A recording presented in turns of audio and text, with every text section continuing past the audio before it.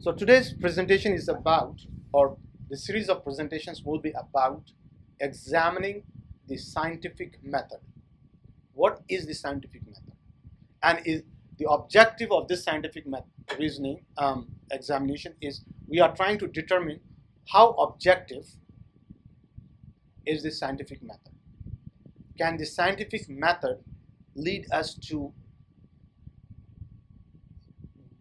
evaluate things on an objective scale? That is the objective of this thing, of this presentation. So I prepared an outline. Obviously, we will not be able to go over all of these things in at one go. So one of the things I would just like to go through the outline. The first slide I will present is about scientific evidence. What scientists have to say about scientific evidence. It's just one slide, just to set the context of what we are going to talk about. We'll look into the scientific method, the history of the scientific method, models of scientific inquiry, reasoning. There will be a small digression about reasoning. We will look at the scientific methods and its other components. Then we will start looking at each component at a time and examining the scientific method. So the first component of the scientific method, everybody, I believe, knows, is the hypothesis. So what is hypothesis and what its role in the scientific method? Then the three other points that you see on the screen there is theory, leadedness, then Duhem-Quinn thesis, and confirmation holism. These are basically fancy words for saying how do you verify a theory. These are all just fancy words. We will find out later on how hypotheses are built up and how they are evaluated empirically. There's a problem now. Another problem of the scientific method is something what is referred to as undetermination. Undetermination means basically how do you determine in light of the evidence how accurate something is. We'll go through some examples and present that. We will talk about if there are more than one theory empirically, how do you accept one theory is better than the other theory? How does one theory replace another theory? How does the scientific method does that? It continues commensurability, the concept of that is exactly what it means. How does one theory replaces another theory? We will look at some with the Big Bang model, the standard model of physics, the standard model of physics, whether it's really objective. There are two techniques that formal physicists use to modulate. Can I use the word modulate? Modulate, people understand what modulate means? Fine tune their theories. It's called renormalization and re-regularization. If the first time I came across this thing, I said I could do it myself. If you want to fine tune a theory, I can do it. It's not really very objective standard. A big component of the scientific method is bias, and we'll spend some time on bias. What is confirmation bias and what's its role in science? We'll take an example of the confirmation bias and general relativity, that is the theory of Einstein, and what role confirmation bias played in general relativity. People, no, this is just an outline. And then we'll see how much we can cover. This is not going to be covered even in 2 days, two Saturdays. I'll just give you an outline so that people are aware what's going on, right? Experimenter bias, the bias of the experimenter, which Dr. Fawad we were just talking about that, right? About the double slit experiment. 6 types of experimenter bias. There are examples we will look at. What are cognitive biases and what their rules are in the scientific method. What scientists have to say about bias in the scientific method. Another big component of bias is bigotry, prejudice, and cultural bias in science. This is something that most people do not relate with science. Scientific racism is a reality, and how not racism in science. I didn't say racism in science. Please note, I said scientific racism. So there's a big difference between racism in science and scientific racism. In the name of science, what scientific theory have done to the human population worldwide, I don't think anybody in this room really knows what it has been done. I can safely say that, because when I was growing up and I was reading, I came across this. Even when I came across an article about 6-7 months ago, I was blown away. So we will examine that. We'll look at justification of science, and this is a very I call it the repackaging of science. And one article that just came up last night, when I was writing this up, I came up across it. I said I will include it. Is what does science have to say about making a good apology? According to science, what would constitute a good apology? I think it's a very good, interesting thing that we can explore. Then this is not the all about the scientific method. We have the observer effect in physics. We have the look elsewhere effect in physics. After all this examination, we will look at what do people have to say about, after knowing all these problems in the scientific method, what do scientists have to say about this? So there are 3 areas what we can talk about: pessimistic induction, half-life of knowledge, and there's a book that was written back in November, but what if we are wrong? Thinking about the present as if it were the past. It's a very interesting book. Basically, the thesis of the book is saying this: what history has taught us, is that everything in the last 4,000 years ago that we knew has turned out to be false. So what is the guarantee that 2,000 years from today, what we know today will be right? You got the thesis? It's a good exploration by the author. There are good examples there. We have the reproducibility crisis that we talked about in our first lecture, whether that is one of the criteria of the scientific method, is to be able to reproduce your experiments, right? Unbiased. Is it really true? It is not. I can give you the statistics. It was there. Then up till now we have been talking about the unintentional effect of the observer or the human being on the scientific method. Now we come to the intentional misconduct by scientists in using the scientific method. Intentional. You understand? This is up till now what what have we done?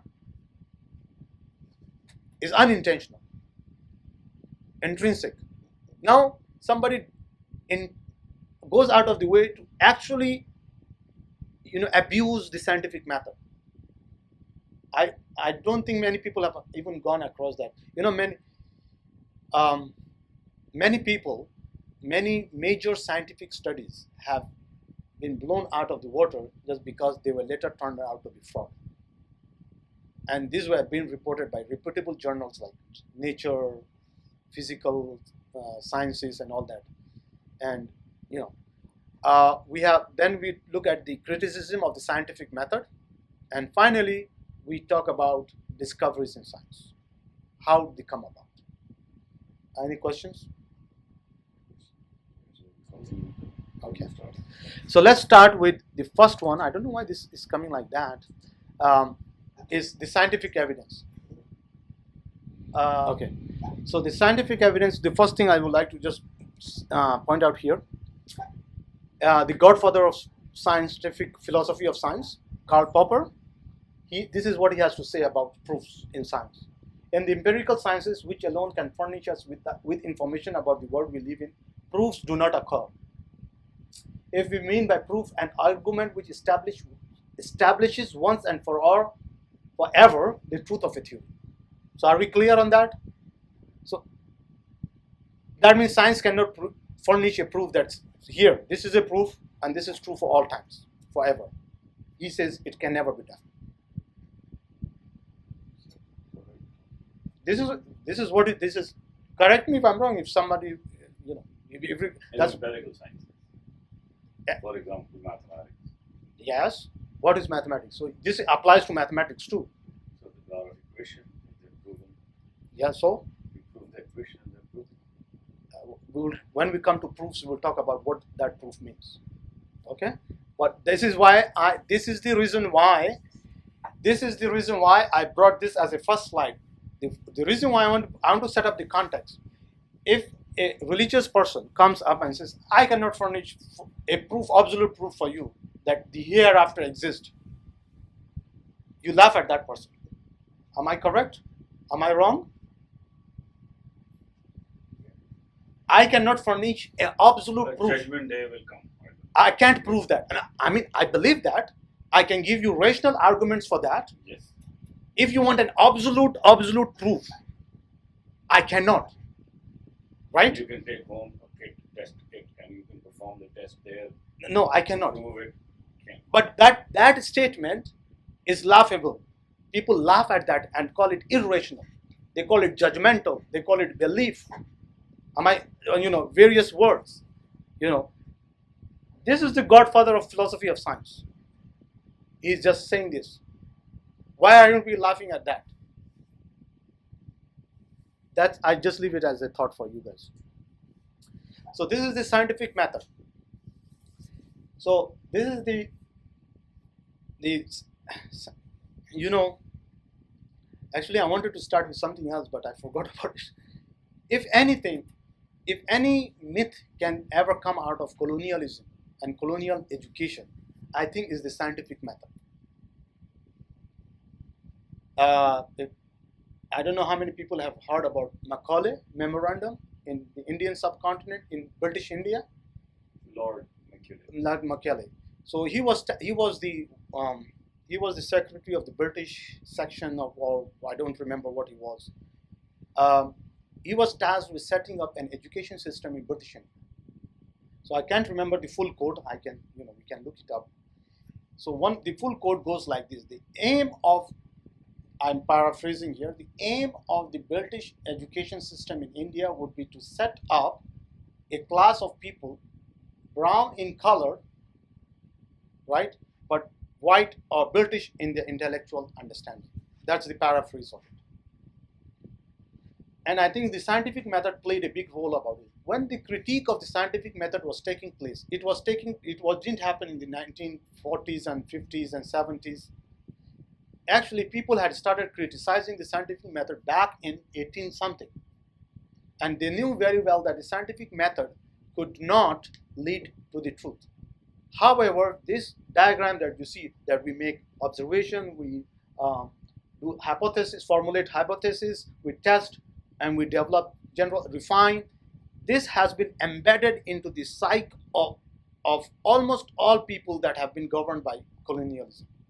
They think that this is the method, and that is one of the reasons why I picked this topic to talk. That this diagram that you see here, what does Lee Sommerlin is a physicist, one of the eminent physicists, current physicist at Harvard and Princeton and whatever you have, and Paul Feyerabend, who's the third godfather of philosophy of science. Look at what they have to say. They have argued there's no thing as such as a scientific method. Just think about it.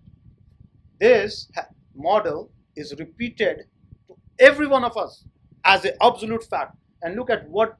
Now even in the social sciences they're using it. Yes, everywhere they use it. At our jobs, we are told to do this way. Am I correct? This is there's no other way to think of solving problems except this way. Nobody says that. That part nobody says. Not says what? That there is no other way.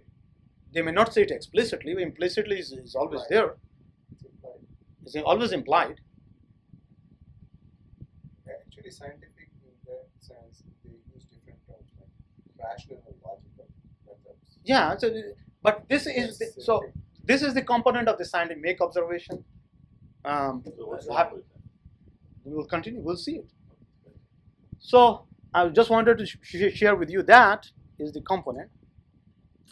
So the history of the scientific method basically means that um, this is not something new that just came up. You can see that Egyptian, every person, and I can tell you from my own example, grew up in rural Africa. But if you go and ask somebody how far that place is, they will be able to tell you. They use reason, and they have some kind of method by which they will tell you how far that place is, even though he may not understand kilometers and GPS and all that, but he does. So they are using some method, some rational method, to arrive at that. The answer that they're providing us, right? Ibn Hatham is considered to be the one who laid the modern scientific methodology of observations and testing and reproducibility and all that. There's a very interesting thing. Reproducibility came after the 600s, that after the arrival of Islam. So it's very interesting to see the correlation between that. We'll explore that in some other time. This is the timeline of the history of the scientific method.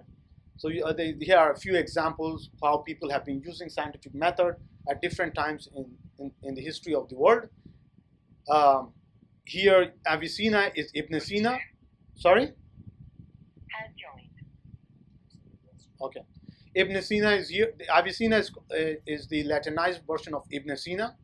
Biruni, Al-Hazan is Al-Haytham. So, next. We should also distinguish between what is the scientific method versus what is the goal of scientific inquiry. So these are two different things. People sometimes conflate the two together.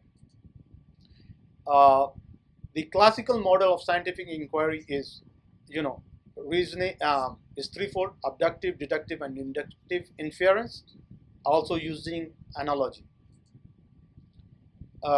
Here I'm just trying to recap here what is deductive reasoning and inductive reasoning is. Do we want to go over that, or I should just skip this? And What is abductive? I knew that question will come up. So From medical doctor. so deductive is basically, I'll just recap. Deductive is basically you have a premise, and then based on the premise, you make a statement, and based on those two things, you draw a conclusion. For instance, example, I will say all men are mortal, right? Socrates is a man, right? Therefore, all men are mortal. Or, the other way around, you can put it. Deductive means you start taking things out of it, and whatever remains behind is your final theory. No. Deductive means that you start with a premise, and you make a statement, and then you draw a conclusion based on the premise and your statement.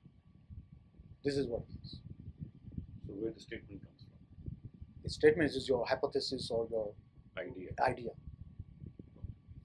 Inductive is where you try to, from a specific example, you go to a generalization, right? Like you see a bird, it's white. You say, oh, okay, it means all birds are white, for example. This is what, that's what it. Today you see a bearded guy, you see he's a terrorist, and then you all. That is inductive reasoning. That is inductive reasoning. Yes, that is inductive reasoning. Really works medium. That is inductive reasoning. That's true, and that's where stereotyping comes about. Yes. And what is abductive? Abductive is initially abductive. So just give you a background. Model of reasoning so favored in the last 200 years by modern knowledge is being either inductive or deductive. Sorry, rephrase. Deductive or inductive. Deductive was preferred because it was so-called foolproof, and it was always used in mathematics, mathematical formal sciences, mathematics and logic. And inductive was used in more empirical sciences like physics and chemistry and other generalizations. However, critical examinations of both methods produced their limitations, and they were no longer foolproof. In fact, induction's death knell was what was his name? David Hume, the philosopher. He totally demolished the method of induction. So from that point onwards, people, philosophers and scientists are trying to go away from this method. So abduction was least used method. It was always there, but it was the least used method. In basically your abduction, I will explain by an example here rather than try to explain the definition. So abduction is less like you observe something in the simplest answer. Exactly. So the example is this: if it looks like a duck, swims like a duck, and quacks like a duck, then it's probably a duck. And I think doctors use it most because these are the symptoms, these are the things. It is always used in politics also. This is used by, I give you two contrasting examples here deliberately. One is used by the United States ambassador to Guatemala during the Cold War, and recently used by Russian foreign minister in Syria. If it looks like a terrorist, acts like a terrorist, walks like a terrorist, fights like a terrorist, it's a terrorist, right? There's no inference here, there's no deduction. There's no Brother, can you mute your phone, please? Thank you. So that's abduction in a nutshell. I don't want to go into details of this thing, but I hope you guys got the idea what abduction is. This was not used previously because now it's being used. Why? Because it's being used in computer science and is aided by computer power. So if the computer processing power can go through all possibilities and then come up with a result, right? So that's why it's getting a resurgence in, like for example, that AI is going to be a good application. yes. Why? Because this the what's the institute, medical institute in Minnesota? It escapes my mind. There's a medical institute, big institute, health institute in Minnesota, Minneapolis. They have started using AI for clinical diagnosis, and they're using this method. I don't remember the name. IBM has done it. I will after I will give you the names. Abduction is used, is sometimes known as the elephant test too, and this is famously quoted by the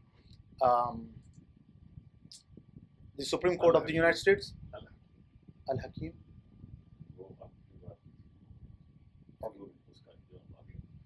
Okay, so he stated that he were talking about legalizing hardcore pornography during the 50s, between when Playboy fought for their First Amendment rights.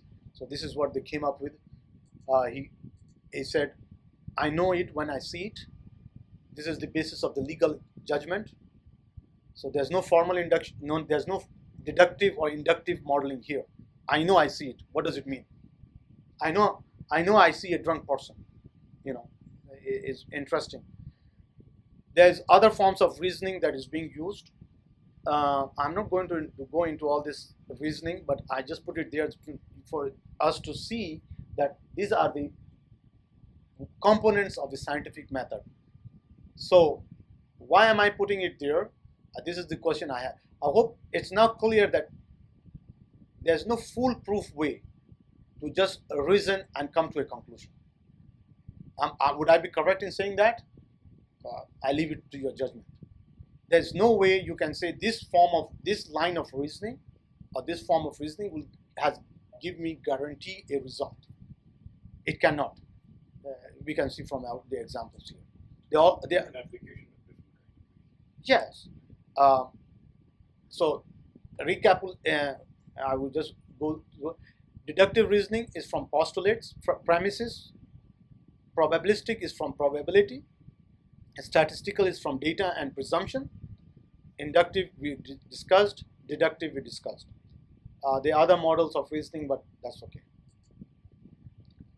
The other component of the scientific methods are replication, external review, data recording, and sharing. Remember, we went on a digression. We are talking the scientific method. So apart from the hypothesis and other things that we just talked about, testing, observation, and all that, Another component of the scientific method is that it should be replicatable, right? Other people should be able to replicate it. It should be available for external review. Is not I hide my findings. I won't share it with you. And that is what distinguishes pseudoscience from science. Pseudoscientists will never share their findings. Data recording and sharing. That means the data is available and it can be shared. Right? These are the vital components of the scientific method. So the first thing that we can look at is the ad hoc hypothesis. What is an ad hoc hypothesis? Basically, an ad hoc hypothesis is a hypothesis that is added to a theory in order to save it from being falsified. Did everybody get that? That means, let's say I form a theory. I'll give you an example. Like in the classroom, when the student is lying, his friend comes in and gives him a feed to the teacher to save him from being caught. Obviously. Yeah, that's good. So give you an example. Brother Mirdad comes to me, my house, and I tell him, Brother Mirdad, in my my little room over there, I have a dragon. A dragon lives in this room. He says, what? I like to see it. Everybody wants to see a dragon, right?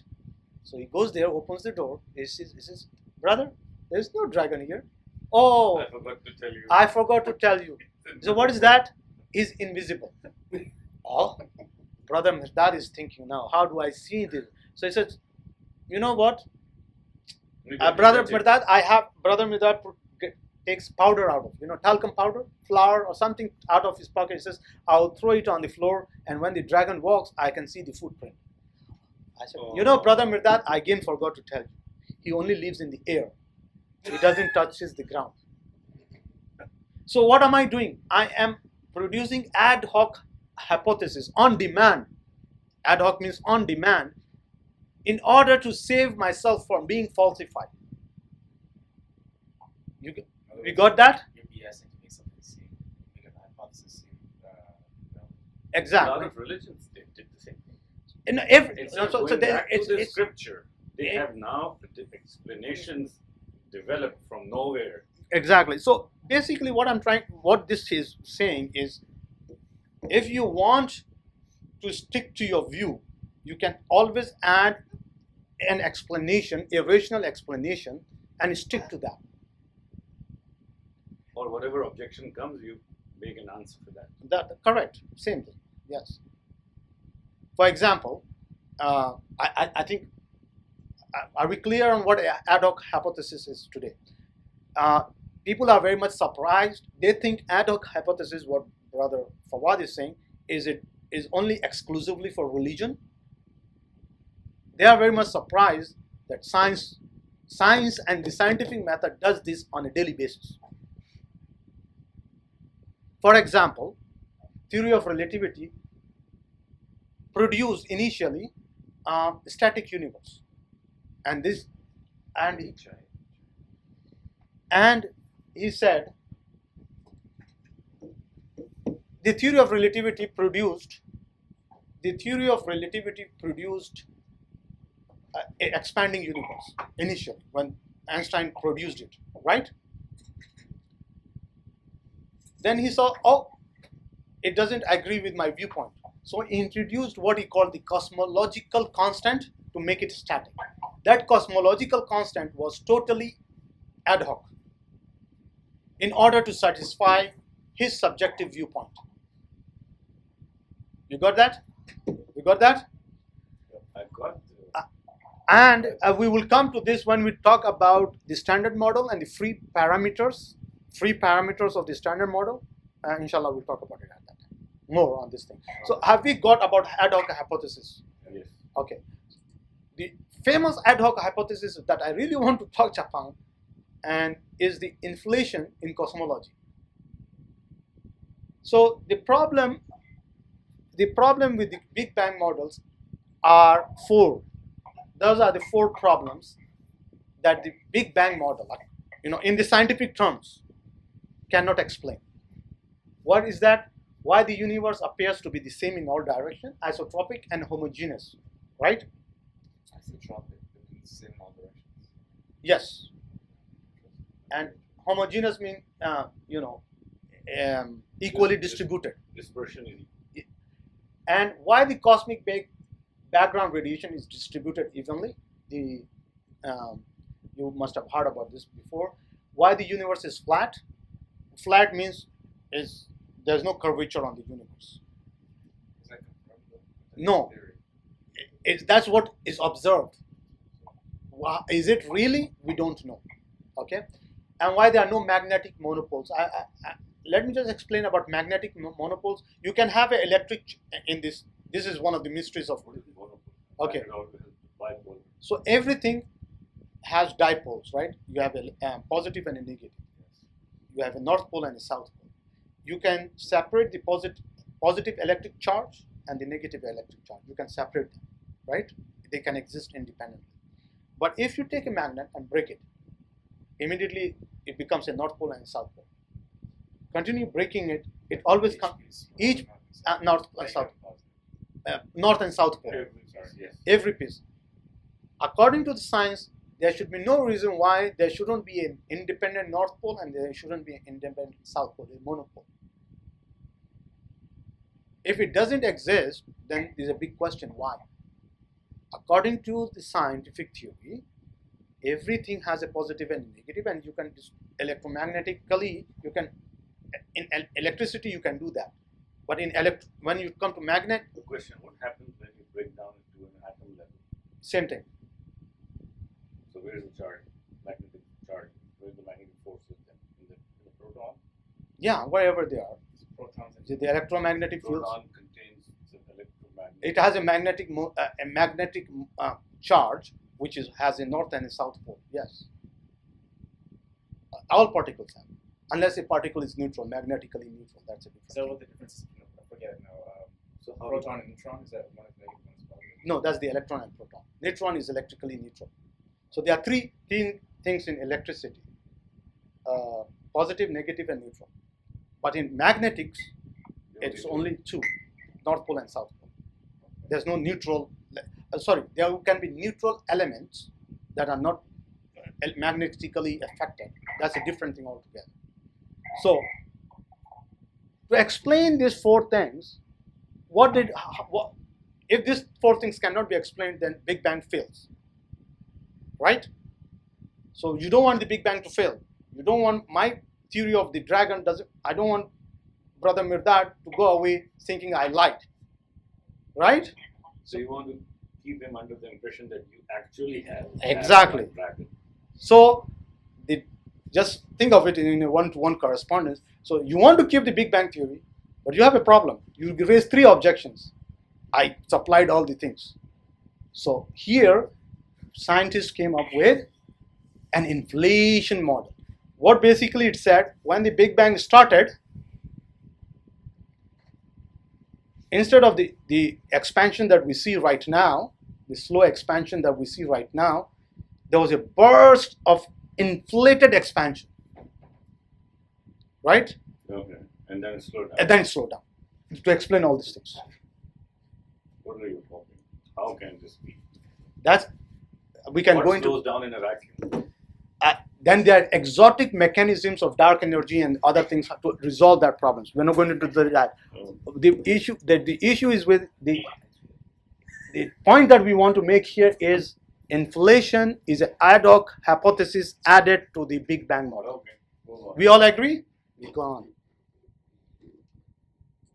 So what do people have to say about the inflation ad hoc hypothesis? Roger Penrose, who is one of the eminent scientists of this. Reality. This is the reality of oops, where did I go? This is the reality of the inflation by a factor of 10 raised to power Google. That is the probability that it has happened. What happened? Inflation happened. He dislikes it so much. In his opinion. Yes. What is this? John Ehrman published a thorough critical review of inflationary cosmology, concluding we do not think there are as yet good grounds for admitting any of the models of inflation into the standard core of cosmology. Have anybody heard about these things? No. You only hear about my dragon. It exists in my house. But Brother Mirdad's visit to my house and his questions, they are never publicized. Why? Because I still want revenue coming into people visiting and I'm taking the money, right? So, one of the founding fathers of inflationary cosmology has become the sharpest critic of inflation. Can you believe that? I form this hypothesis, I work on it, I give all the explanation, and then I turn on. See that? So ad hoc hypothesis is that. These are the current examples of ad hoc hypothesis being added to general relativity in the news. That if you want, we can go over it.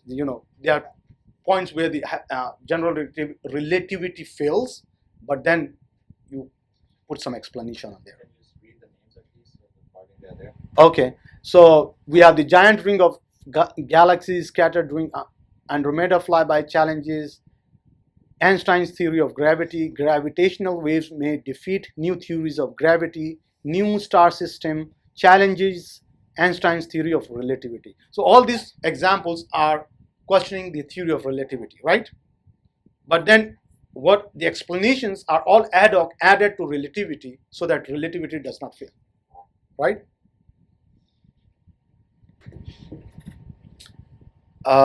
We are at 12:24 p.m. Do we want to continue or want to?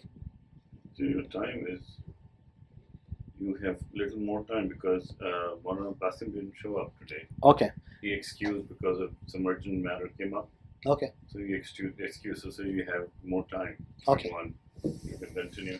Okay. So just let me summarize up to now what we have done. In the scientific method, the formation of hypothesis and then the adding ad hoc hypothesis is relatively unknown to us. This is what we have just learned, that in the scientific method, ad hoc hypotheses are added to make the theory being falsified. Something which is strange to our common understanding of the scientific method, right? If just one observation here, if this is true for such strong empirical sciences, how would it be for the social sciences? Can we extrapolate on that? How ad hoc hypothesis will be entered into psychology, anthropology, those kind of sciences. You know what I'm saying? Yeah. So theory leadness is another problem in the scientific method, which basically means they're affected by the theoretical presuppositions held by the investigator. So the very fact that I'm forming a hypothesis is affected by my world viewpoint, something presuppositions that I have. For instance, I'll give you from cosmology. There are basically two theories in cosmology. One is the cyclical model, and one is the linear model of the universe, origin of the universe, right? Guess who favors the cyclical model most? Can anybody guess here? Who favors the cyclical model of the origin of the universe? Who are the people who favor that most? Most of them are. A lot of scientists. No, the scientists. What is their world viewpoint? What is their behind that? You will notice that those scientists who hold the world viewpoint of either Hinduism, Buddhism, New Age thinking, they are the most people. They are the ones. That doesn't mean there is no crossover. Don't get me wrong, but they are the most people who will believe in the cyclical theory. It ties with their world viewpoint, right? And who believes in the linear model? Like the Big Bang model and other things. You will see that most of the scientists are coming from a monotheistic background. Can you explain cyclical model to me? I don't really. So cyclical model is basically, from a logical point of view, the universe can either have a beginning, right, and then goes to an end. Yes. Big bang, for instance, There's a beginning. and then a big crunch, Okay. or big freeze, or whatever model you want to come to. So time is linear. It starts and then ends. Right. A cyclical model, on the other hand, is you have a beginning. So It can go- you repeat the other one, please? Sorry, Quickly repeat this one, the linear one. linear one is you have a beginning, time equals t0, for instance, and then it goes to time t whatever, and then ends. So that's about the time only, right? What about the matter? and It's other same stuff? thing. It begins from Everything from time 0, Before that, and then nothing. before that there was nothing, and after that there's nothing, or whatever viewpoint you want to have, pre and after. And the on the- cyclical wise goes on and on. So the cyclical starts at t0, it goes through a cycle, and then it comes back. Like for instance, this is what is called the big bounce. So what they Big say, bounce theory, yeah. the big bounce is it starts with the big bang, it expands to a maximum size, and then gravity pulls it back. It goes back into a singularity, and then there's another big bang or big bounce, and then repeatedly it goes in that cycle. So a lot of scientists are now believing in the cyclical one. So these are the only two. Logically, these are the only two possibilities, right? You will see most people are coming from a Hinduist and Buddhist background, tend to prefer the cyclical Well, 'cause model. they believe in reincarnation. Yeah. They believe in the cycle of life. That I again become a rock. They believe in the cycle of life.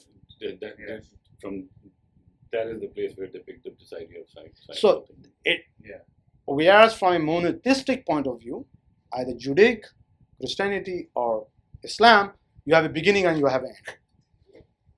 Yes. Yeah. So this is what theory, when they are affected by the theoretical presumptions held by the investigator, right? So you think that that person is looking at it objectively, but is not. Yeah, does not mean that he's doing it intentionally. Don't get me wrong on this thing. It doesn't mean he's doing it intentionally.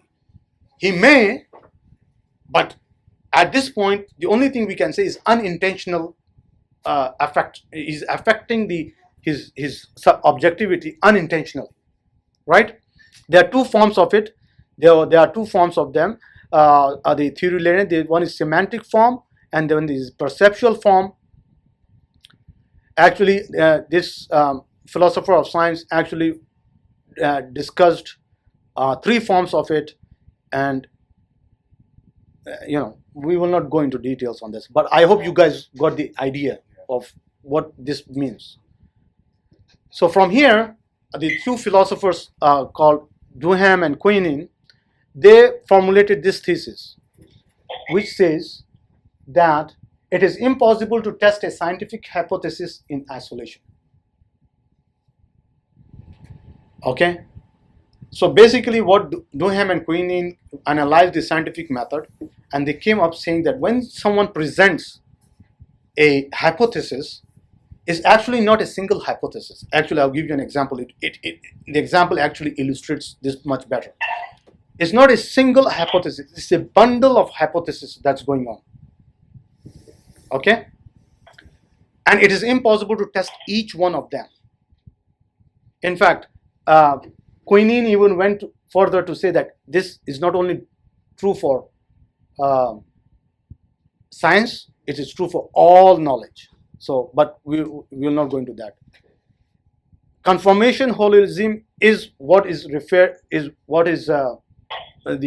previous Duhem Quinin theories about, which says, so this is, we says, basically here is called,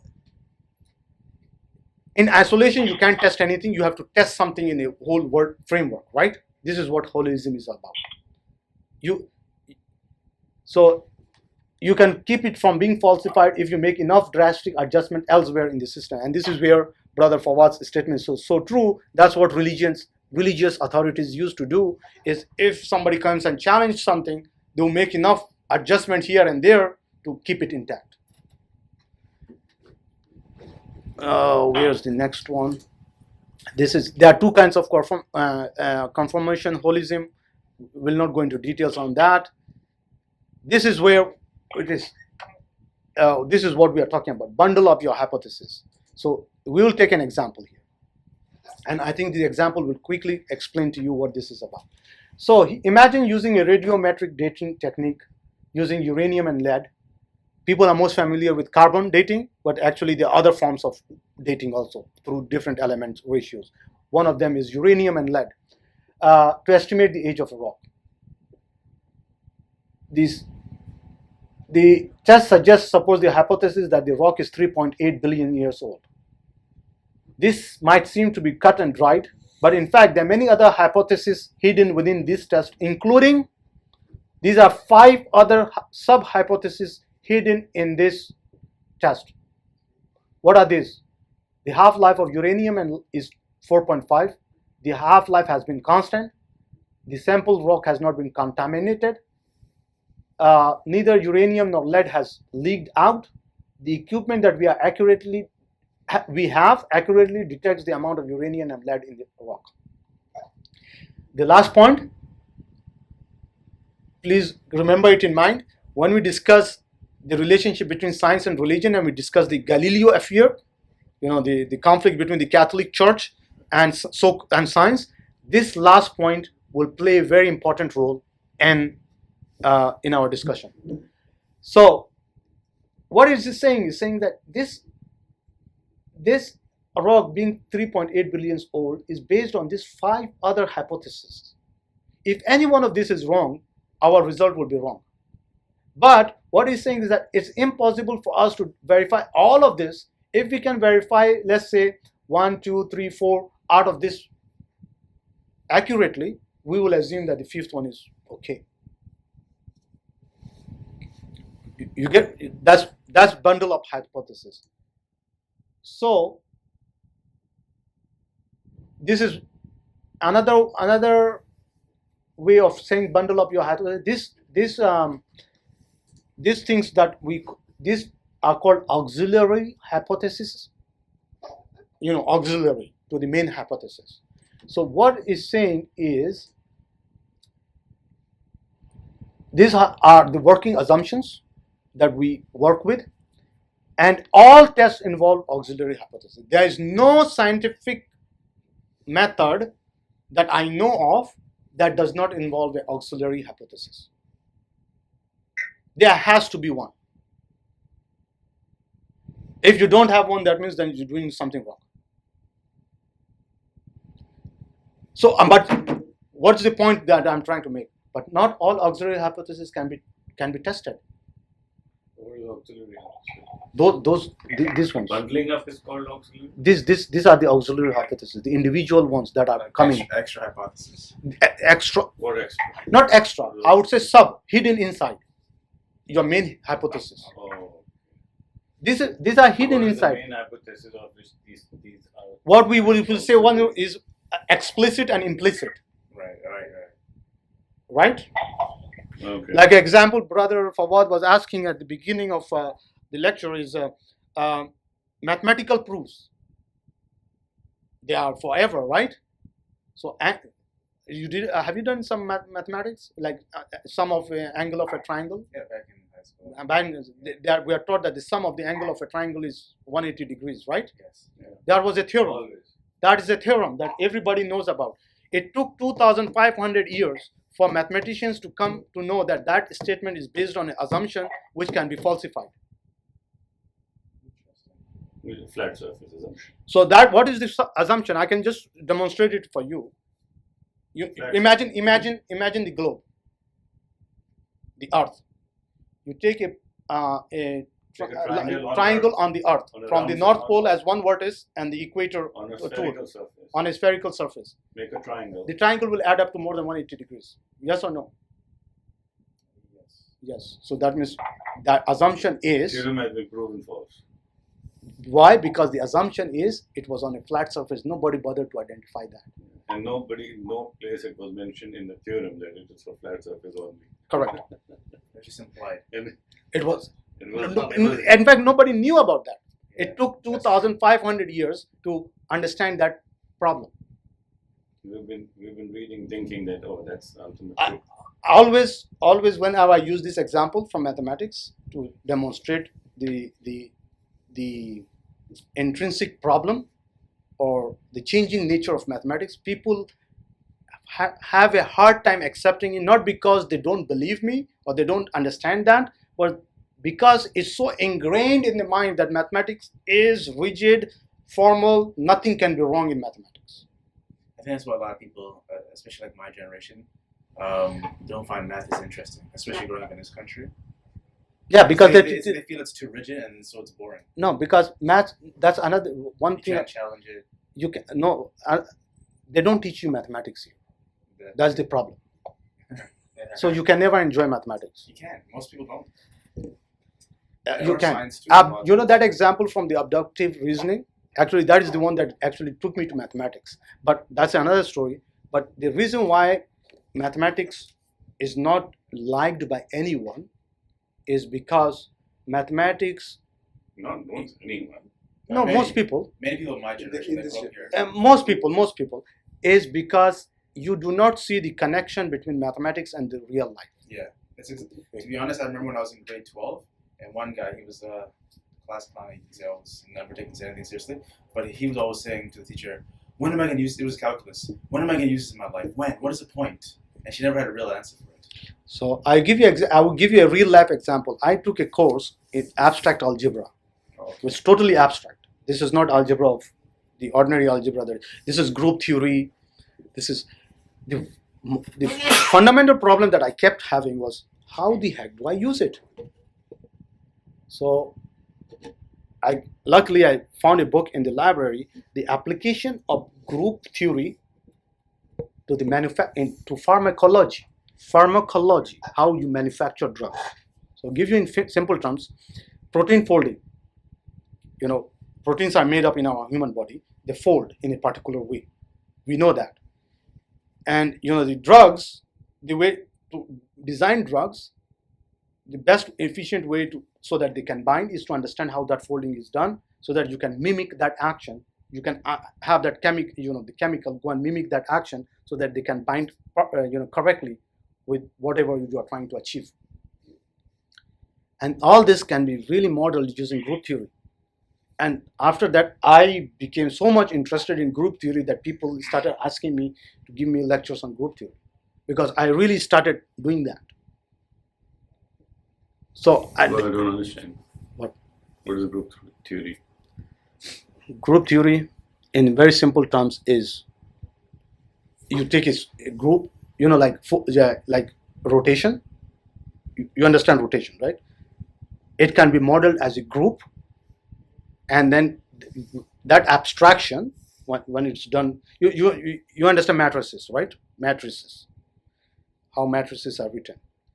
Matrices, you think about matrices as a group, which you can rotate and do other activity with it, and then try to simulate different real life models. I'll tell you later on.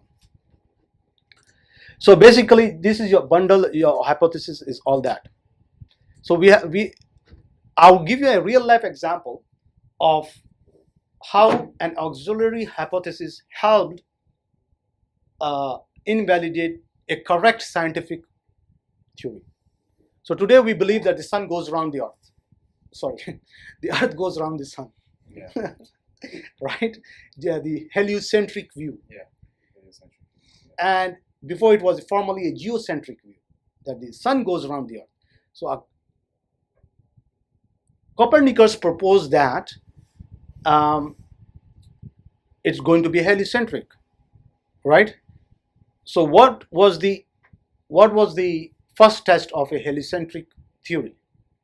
It should be that the distant stars, they should be, if I'm observing a star, let's say star A in June, it should shift, that position should shift relative to that, say in December. In 6 months, we should be able to observe the parallax. You understand parallax, right?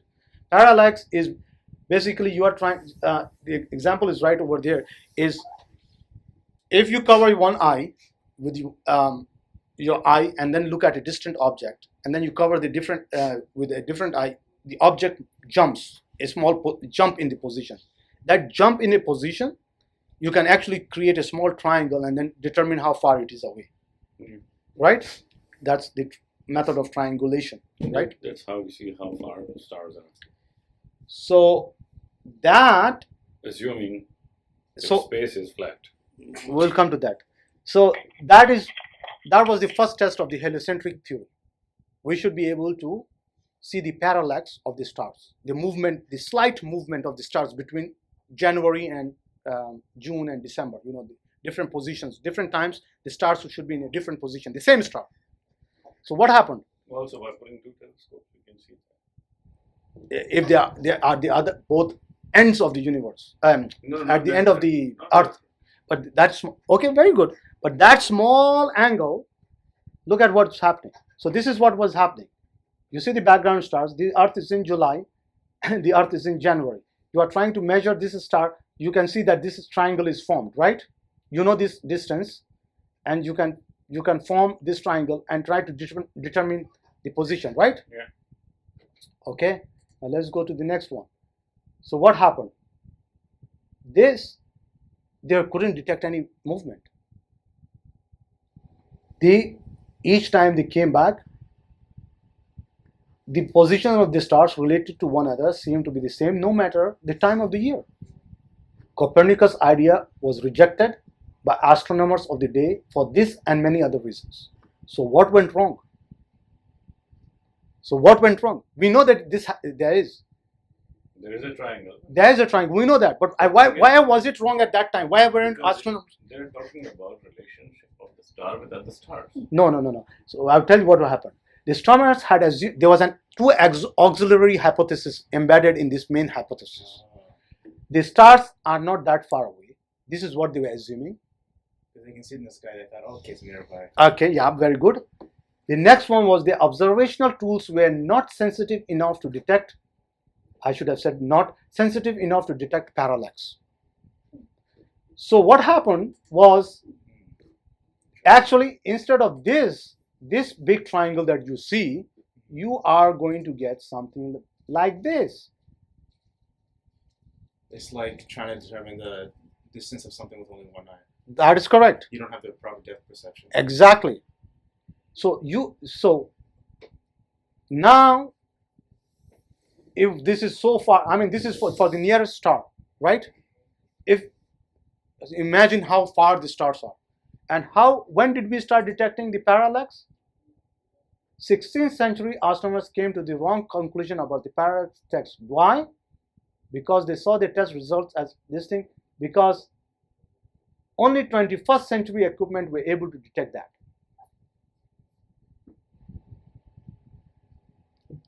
So, What's the point?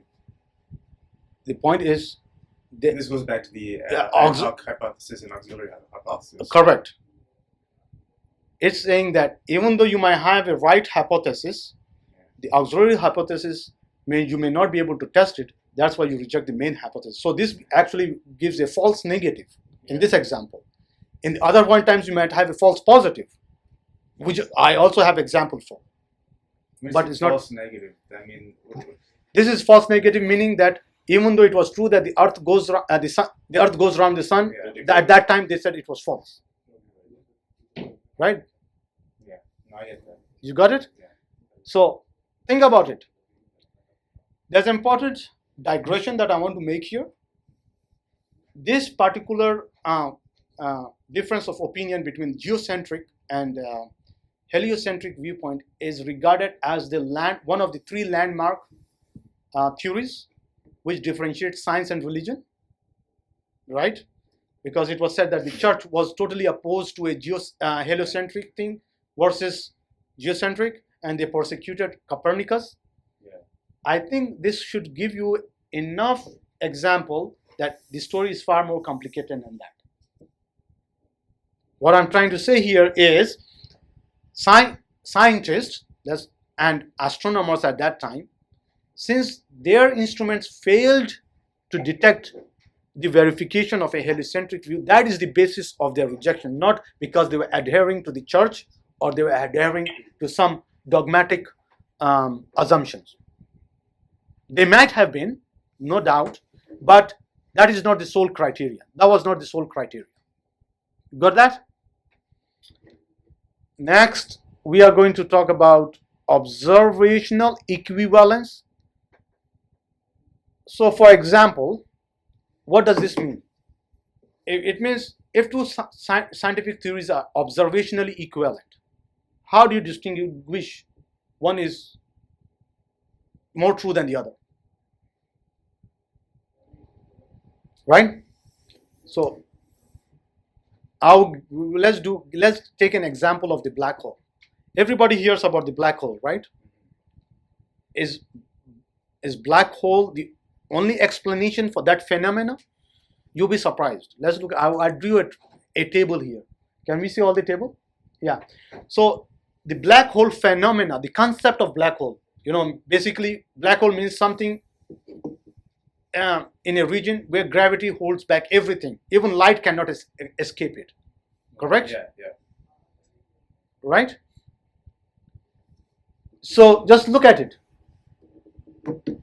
Equivalently, we can say a black hole, we can call it a black star, we can call it a dark energy star, we can call it a gravis star, and gravis star comes in two flavors. We have a fuzzball, we have a Kugelblitz, we have a black hole electron. All these are scientific theories explaining the phenomena that we are of an object so powerful, gravitationally so powerful that light cannot escape it. So how do we differentiate which one is more true on the other? I mean, according to what we have, the popular view, I think, I guess only I've people. heard of the other ones before. I think you only heard of this one. Yeah, I don't recognize all the other ones. That is, you understand? This is another aspect of science. How come we only know about this one, but not the rest of them? Scientific reason. Yeah. Scientific politics. That is Scientific correct. politics. That is correct. So that is where Kuhn's, Thomas Kuhn, who the philosopher of science, he came up with the viewpoint. Yeah, I'm going to go. I'm just trying to recap. This was on our first presentation.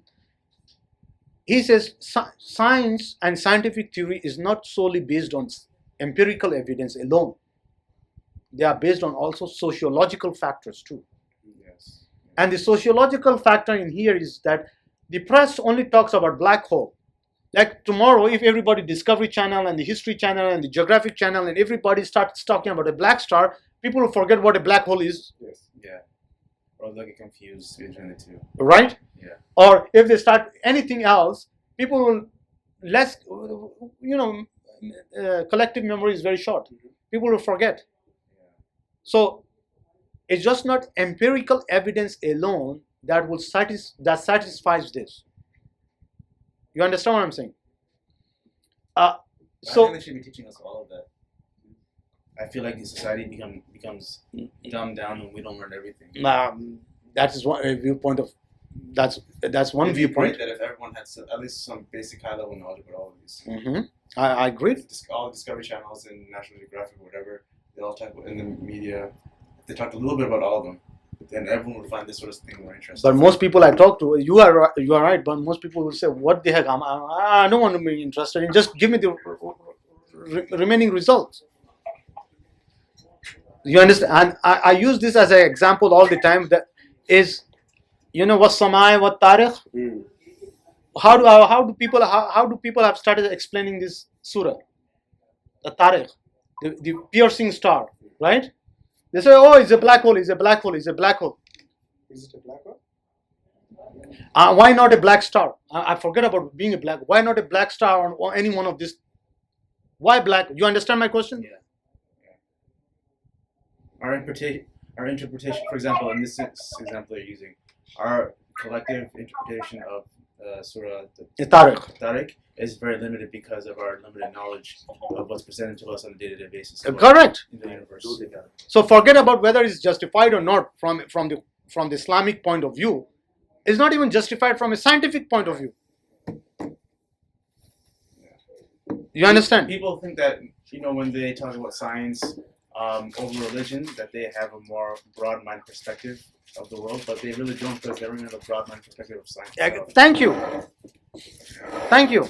So, Brother Fawad, I just want to recap for you. Here we are talking about observational equivalence. When two theories. Got it. You understand? So now just think about it. That I was a part of it. I was listening to a khutbah when Surah Tariq was mentioned, and the person said, science today has proven that this piercing star is a black hole. Honestly, I just felt like I just melt away right there. You almost fainted, right? No, honestly, yes, I did. Because it was so, just think about it. From a scientific point of view, you don't know what the concept is. How can you then just use that concept to apply to Quran? Yeah. Yeah, it makes sense. Okay. So I think I've done enough justice on the question. Yeah, sure. Are we done? I think we should be. So just on the last point here, physicists still are not sure. Just look at it. A physicist a very good physicist came up with the idea that mathematically black holes do not exist. Mathematically. Okay. So what is the other physicist responding to? He calls it, the paper is nonsense. Think about it. I will try to draw an example here so people can get a context. If a Maulana tells another Maulana, he's talking garbage, the third person who is scientifically minded says, you know what, religion is always fighting each other and they're calling each other nonsensical. Well, religion is junk. Correct? What is happening here? Same thing. This was scientists. This is scientists. One scientist is saying, scientist A is telling scientist B, what you're saying is, irrelevant, and B is like, no, what you're saying is relevant, and then scientist C is like, you're both, arguing with each other. The heck with science. Exactly. So I mean, I'm the one something else. exactly. So we always forget that. It's not a religious person who's calling it nonsense. They may disagree. There's disagreement is different. But look at the language he's using. The paper is nonsense. That's why I put the quote there. So I think we can. Just starting questions. There are black holes and all these things. The next topic will take us very long to finish. Under determination. That's another problem with the scientific method. I think we have done enough justice to say that for observationally equivalent things. If you have any questions, comments, feedbacks, please go ahead. We will continue with from here under determination in the scientific method. So, any questions? I hope your son would have come because I would really want to explain the scientific method. Any questions, please? Any questions on the call? Any questions on the phone, please? Anybody there? I'm curious, what's prompted you to have this kind of lecture? Sorry? What's interested you in giving this kind of scientific lecture? I'm just curious. Good. Are you like a scientist or something? Like you have a science background? Or? I have. It depends of your definition of science. We have a definition of alim. If a person reads for the whole life, but he has no degree, forget about his knowledge. What made me go and enter into this subject was I had my uncle, and he was an alim. So, not in the way Brother Fawad just explained. Not a formal degree of yeah, alim. but he was a hafiz. Oh, he's not an alim then. But he was a hafiz. This started only 100 years ago. So he always talked about the fundamental difference between Islam and non-Islam. Fundamental, at the root level. And the root level, the fundamental difference is source of knowledge. How do you, because we all, look at it, we accept reality that is there. How do we know that reality? That is always, remember, Rasulullah sallallahu alaihi wasallam in Makkah, no one doubted him being Sadiq and Amin. That was the title that Sadiq, truthful and trustworthy. Yeah. That was a title that was not given by Muslims to Rasulullah sallallahu alaihi wasallam. It was given by the pagans, the mushrik. Oh yeah, that's true. Yeah. Right? So there's no problems with that. And several times in the Quran you will come across this thing is when you ask them who created this, they will say Allah. Yeah. Who saved you from problems? Allah. Yes. And so on. So there's no. When did they turn against Rasulullah sallallahu alaihi wasallam, the mushriks of Makkah? When he said Rasulullah. Right? Up to that point, he said. Nice. Yeah, that's true. I didn't press the start button.